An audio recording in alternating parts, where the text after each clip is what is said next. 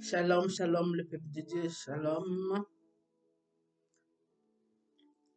J'espère que vous allez bien, très bien. Nous y sommes pour lire la Bible ensemble, notre session de lire la Bible ensemble tous les sabbats. J'espère que vous passez un bon sabbat. Amen. Je m'excuse pour le sabbat passé. J'ai pas eu le temps d'être là dans votre présence. Et j'avais des choses à faire, ça fait que j'ai pas pu être là avec vous. Amen. Alléluia. Comme la parole dit toujours, nous devons nous fortifier, même si la responsable n'est pas là, même si nos pasteurs sont pas là. Mais nous savons que tous les sabbats, nous devons lire 2 pages dans la Bible. Alors, vous prenez 2 pages dans la Bible et vous lisez. N'importe là où vous voulez lire la Bible comme vous le souhaitez, mais en sachant que nous prenons chaque livre et nous finissons le livre et nous prenons encore l'autre livre dans la Bible, d'accord, et nous le lisons. Donc là, nous sommes arrêtés à Nombre. Donc, sans tarder, nous allons prier et nous allons lire la Bible ensemble pour avoir un peu plus de connaissances parce que le Père demande que nous ayons la connaissance. Vous voyez, le Père nous aime beaucoup, peu importe nos avis, peu importe notre rébellion, peu importe ce que les enfants de Dieu disent, mais le Père est toujours là constamment à nous faire des piqûres de rappel que nous devons avoir les connaissances dans ces règles. Amen.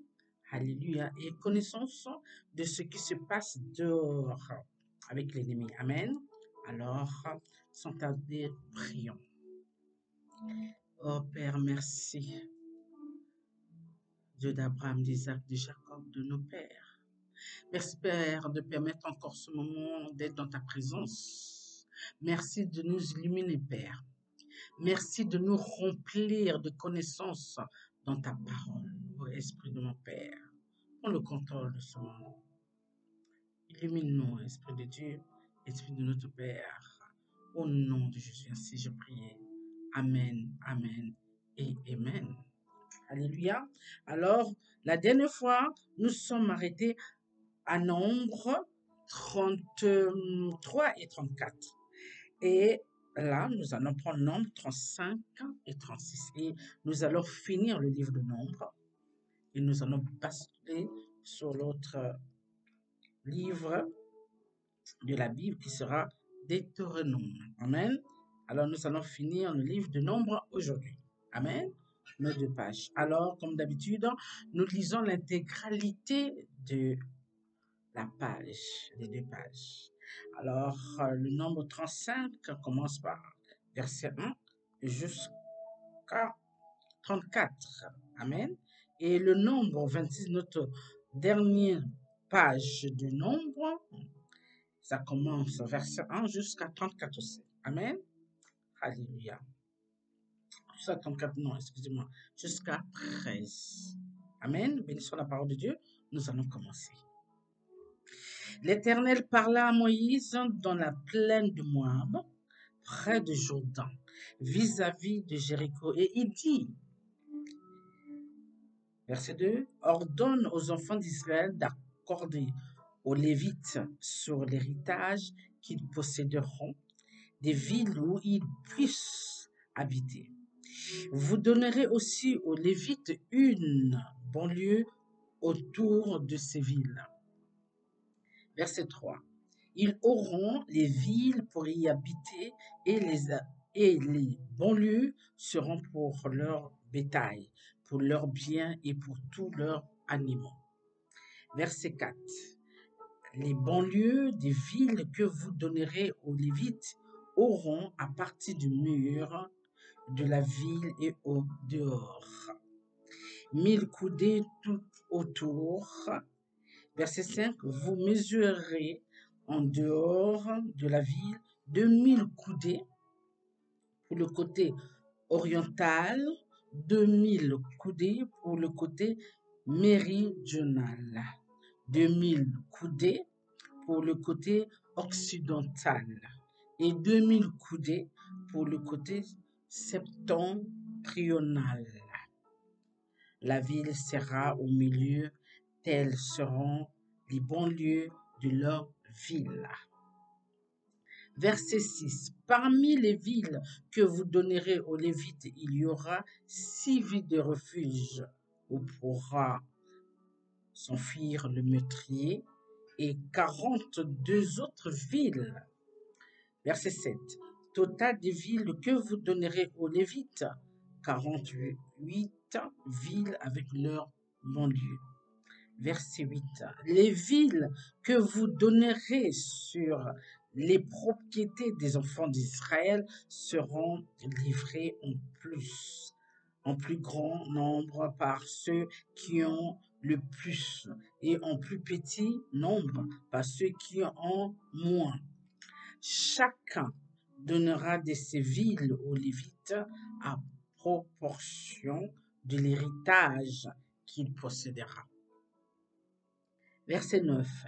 L'Éternel parla à Moïse et dit, verset 10, parle aux enfants d'Israël et dis-leur, lorsque vous aurez passé le Jourdain et que vous serez entrés dans le pays de Canaan, verset 11, vous vous établirez des villes qui soient pour vous des villes de refuge, où pourra s'enfuir le meurtrier qui aura tué quelqu'un involontairement. Verset 12. Ces villes vous serviront de refuge contre le vengeur du sang, afin que le meurtrier ne soit point mis à mort avant d'avoir comparu devant l'assemblée pour être jugé. Verset 13. Des villes que vous donnerez seront pour vous des villes de refuge. Verset 14. Vous donnerez 3 villes au-delà du Jourdain et vous donnerez 3 villes dans le pays de Canaan. Ce seront des villes de refuge. Verset 15.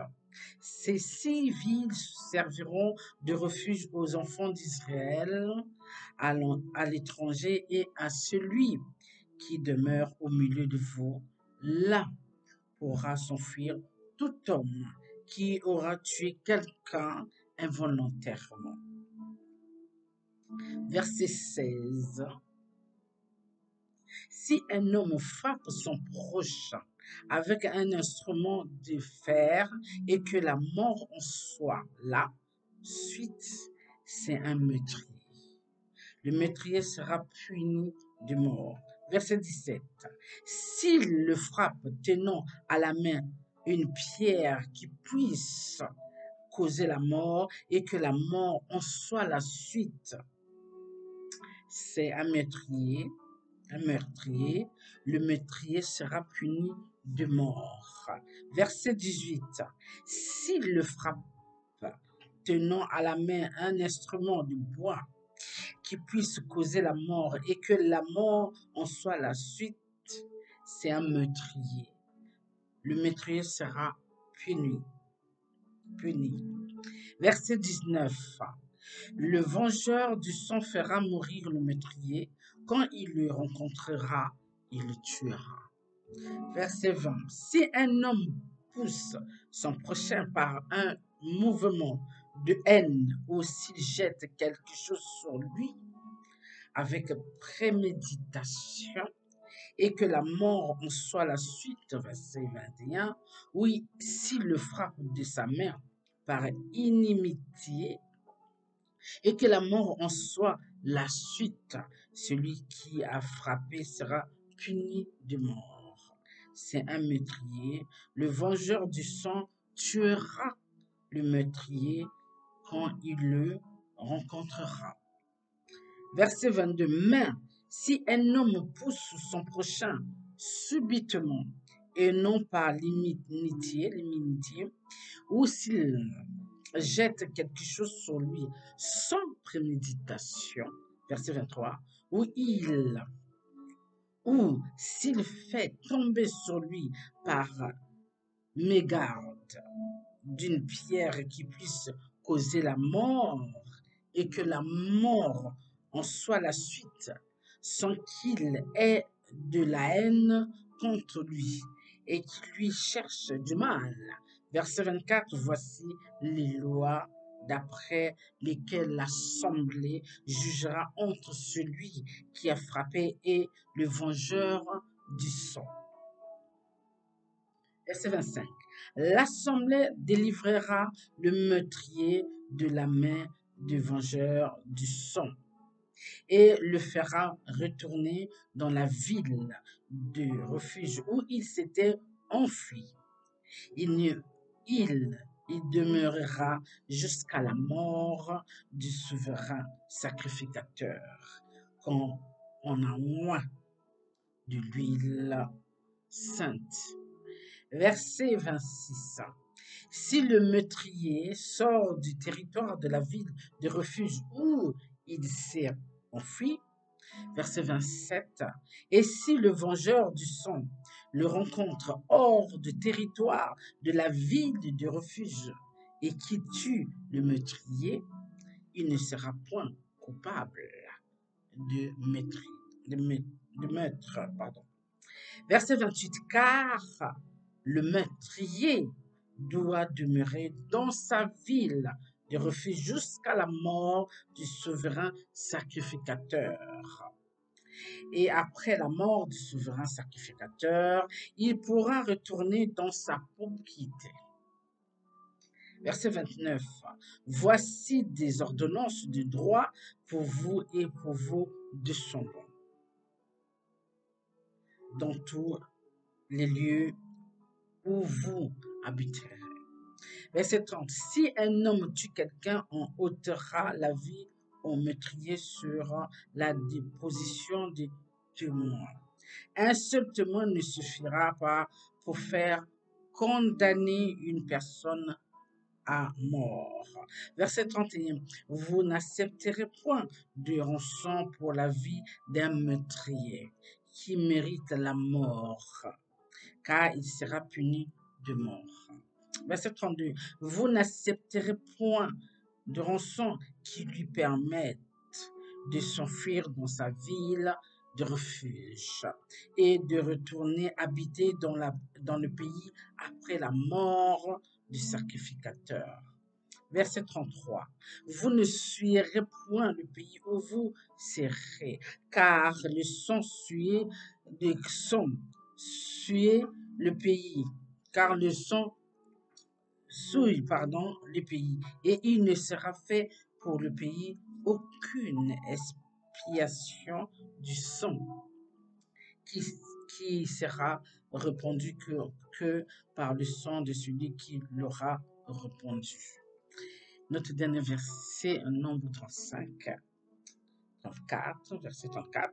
Vous ne suivrez point le pays où vous allez demeurer et au milieu duquel j'habiterai, car je suis l'Éternel qui habite au milieu des enfants d'Israël.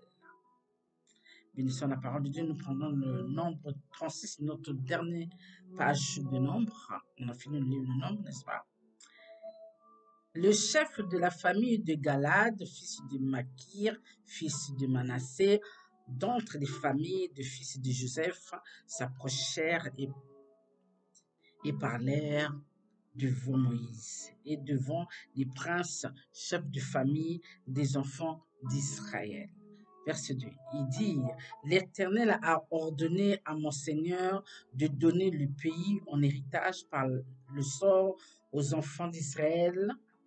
Mon Seigneur a aussi reçu de l'Éternel l'ordre de donner l'héritage des Tchelofsar,